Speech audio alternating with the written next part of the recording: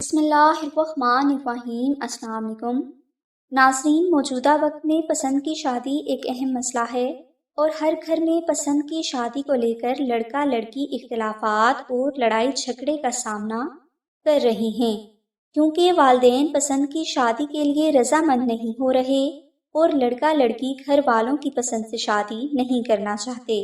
لہٰذا اس صورتحال کے پیش نظر گھر والے ایک دوسرے کے دشمن بن جاتے ہیں اور ہر ممکنہ حد تک پسند کی شادی کو روکنے کے لیے کوشش کرتے ہیں۔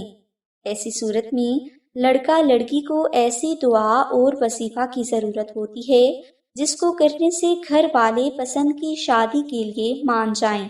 اس ویڈیو میں ہم آپ کو محبت کی شادی کا وظیفہ سورہ یاسین بتائیں گے۔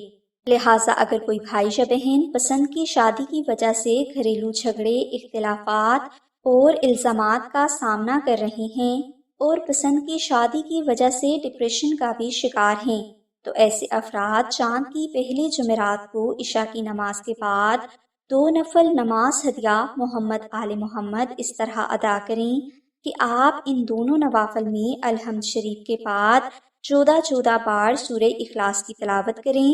اس کے بعد آپ ایک مرتبہ سورہ یاسین اس طرح پڑھیں کہ جب آپ سورہ یاسین کی آیت 82 پر پہنچیں تو آپ اسے 1200 بار تلاوت کریں۔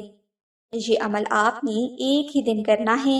اس کے بعد آپ روزانہ ایک بار سورہ یاسین اور 10 بار درود ابراہیمی پڑھنے کی عادت ڈال لیں اور اس میں بلا مجبوری ناغہ نہ کریں۔